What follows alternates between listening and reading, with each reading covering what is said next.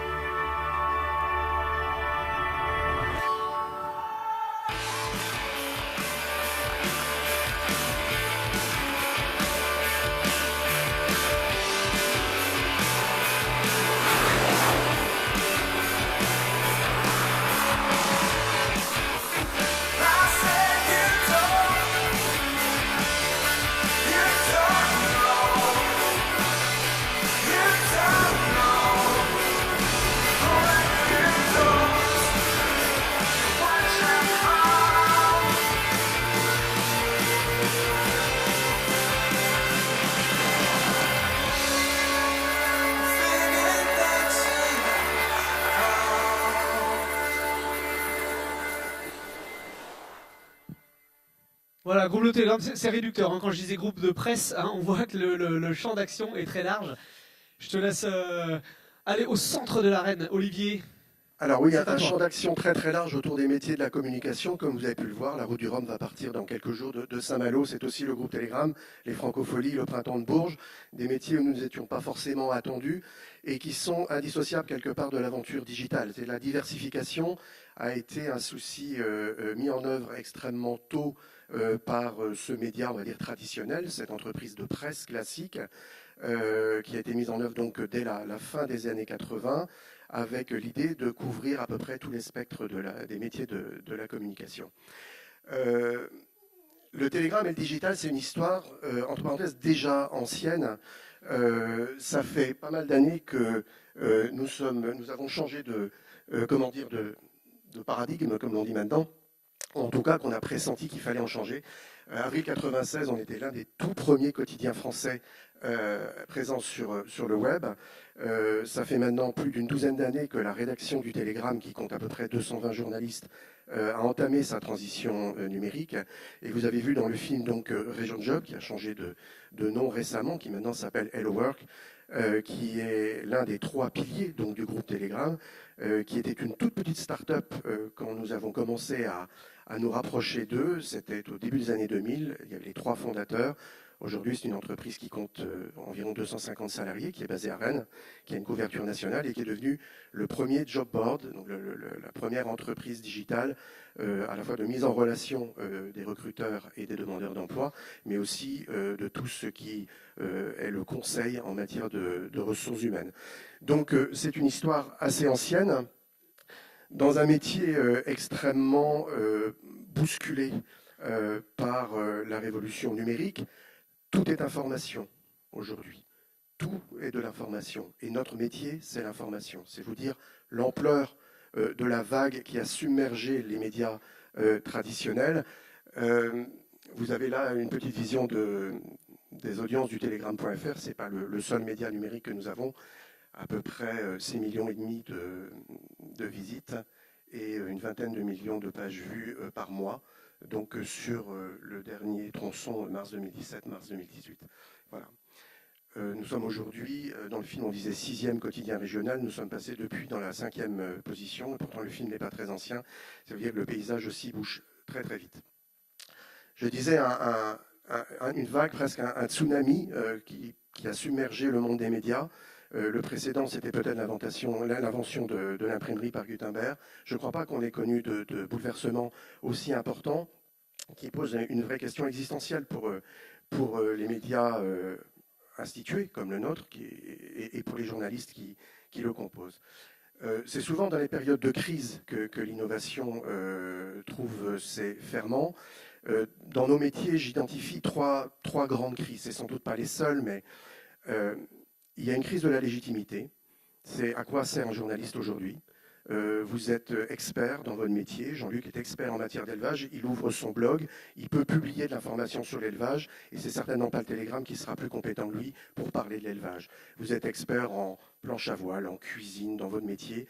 Vous allez être un média à vous tout seul et vous pouvez avoir des centaines de milliers de visites, vous pouvez avoir des millions de followers, des millions de personnes qui vont regarder vos tutoriels sur YouTube. Ça pose une vraie question sur le rôle que nous devons jouer et la place que prennent les journalistes dans leur environnement, dans la société. Et croyez-moi, ça agite pas mal les rédactions et parfois ça les déstabilise profondément.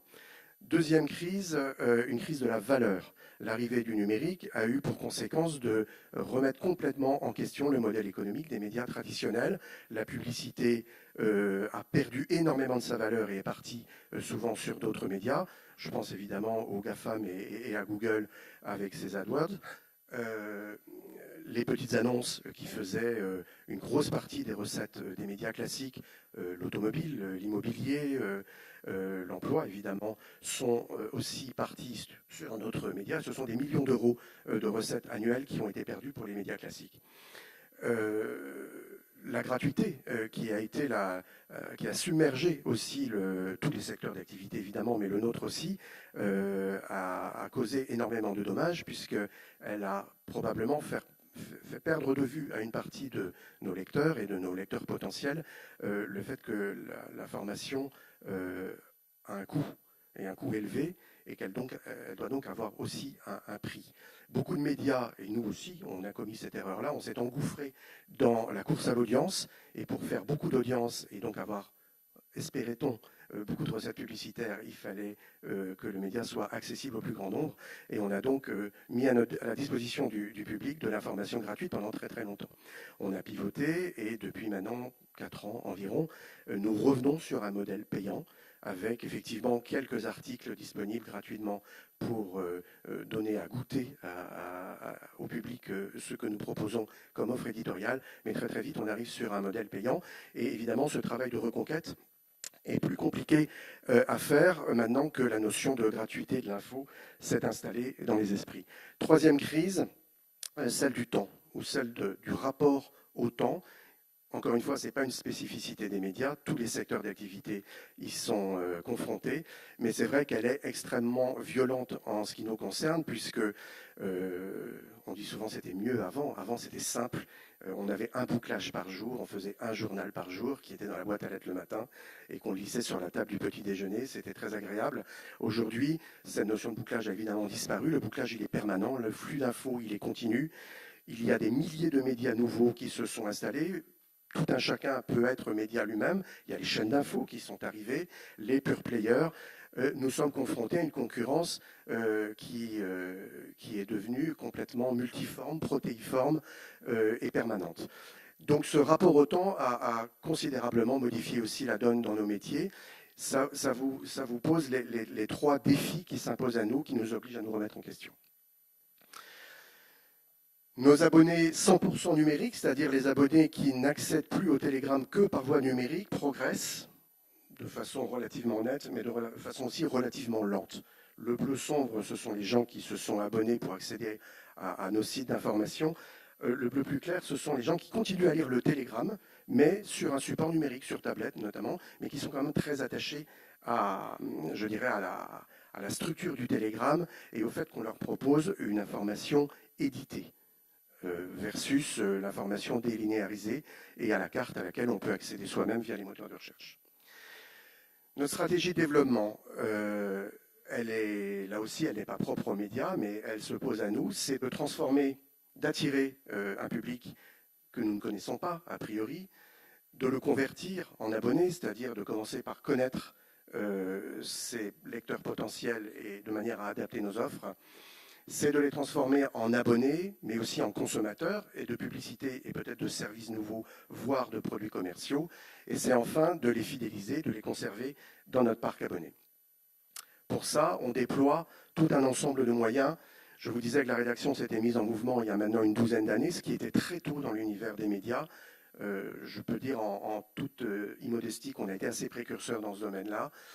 Donc, pour attirer de nouveaux clients, il faut améliorer évidemment le référencement de nos contenus. Et ça passe par pas seulement les méthodes marketing pour améliorer le référencement, par les outils qui existent pour cela, mais aussi par le contenu rédactionnel, par la manière dont on écrit nos articles. Ça passe aussi par une meilleure connaissance de nos lecteurs. La conversion, c'est simplifier l'offre et le parcours client, privilégier nos abonnés, encore une fois, redonner de la valeur à nos contenus et créer des contenus à haute valeur ajoutée. Vendre, c'est aussi imaginer des formats publicitaires innovants, et notamment le brand content, c'est-à-dire pas la publicité classique, mais raconter des histoires, ce qui est le cœur de notre métier quand même, des histoires qui vont intéresser des annonceurs. Et enfin, animer une communauté de lecteurs, instaurer des rendez-vous éditoriaux, s'adapter à l'évolution des usages pour fidéliser nos lecteurs. Dans le domaine purement digital, nous avons essayé d'innover et de proposer de nouveaux formats d'accès à l'information. Je vous invite à aller sur le site du Telegram découvrir Dataspot. Là aussi, nous avons été précurseurs. Il y a en ce moment 20-25 confrères de 20-25 journaux français qui sont réunis à Brest sous l'égide de Google et au Telegram pour parler justement du traitement de la donnée. Ça permet d'aborder des informations à partir de la donnée, à partir de données objectives, qui souvent d'ailleurs sont accessibles, ce sont des données communes. Nous essayons d'imaginer les formats qui permettent à ces données d'être compréhensibles et accessibles à tout un chacun. Olivier, juste 2 secondes sur la partie DataVis, etc. Je crois sans trahir, vous allez me contredire ou pas, mais je crois que l'article qui a le mieux marché en DataVis chez vous, c'était l'article où vous aviez fait une cartographie interactive des bistrots en Bretagne, je crois, non ? Des bistrots en Bretagne. Comme quoi, il faut comprendre les intérêts des lecteurs et puis apporter de la technologie et ça marche. Hein. Exactement. Mais j'ai retenu aussi, et c'est revenu très souvent dans les exposés précédents, c'est l'humain est au cœur du sujet. Le digital est un levier pour remettre l'humain et au bistrot. Voilà, et le bistrot est un lieu de convivialité par excellence. Et c'est vrai que là, on a battu des records d'audience. Donc, je vous parlais de la data et aussi à partir de la data, une offre donc toute récente, excusez un peu le flou de l'image, c'est une capture d'écran. Alexa, donc, ou Google Home, c'est-à-dire une offre audio sur les assistants vocaux, qui, là aussi, je pense, nous avons été assez précurseurs dans la mesure où c'est une voix humaine qui répond à la sollicitation des assistants vocaux et pas un robot, ce qui change tout. Ok. Et je crois, peut-être pour terminer, vous effectivement plein d'innovations. Je sais que vous travaillez aussi le sujet de la réalité augmentée. Il est aussi sur la table de votre côté. Exactement. C'est aussi quelque chose qui... La réalité augmentée, l'intelligence artificielle aussi, pour assister les journalistes. On parlait tout à l'heure de ramener les gens dans leur cœur de métier. L'idée, c'est effectivement de traiter de façon intelligente, grâce aux ressources de l'intelligence artificielle, tout un ensemble d'informations où il n'y a pas une valeur ajoutée journalistique forte, de manière à ce que les journalistes puissent faire leur vrai métier, qui est d'aller chercher l'info, la vérifier. Et enfin, un mot de conclusion, nous sommes évidemment totalement connectés au monde de l'innovation. Nous sommes membres ambassadeurs du village Baïséa, dont on parlait tout à l'heure depuis quelques semaines maintenant. Nous participons aussi à un incubateur de start-up à Rennes qui s'appelle Incubateur. Et je conclurai en disant que le Telegram, le groupe Telegram, est aussi un investisseur potentiel et que nous sommes donc à l'écoute de toutes les très très belles idées qui peuvent surgir. Nous sommes prêts à accompagner des créateurs d'entreprises. Je dois dire que je suis extrêmement admiratif de la créativité, de l'énergie, de la passion qui anime, et du courage qui anime les créateurs de jeunes sociétés dont on a vu quelques exemples tout à l'heure. Merci pour votre attention. Olivier Clèche.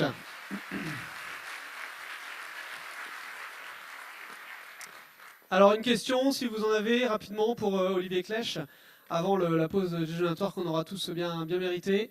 Est-ce qu'il y a une question ? Oui, non, pas de question. Eh ben, ce sera pour la pause déjeunatoire. On a parlé effectivement de tous ces usages-là. Et en tout cas, il y a un chiffre qui est toujours bluffant sur le Telegram.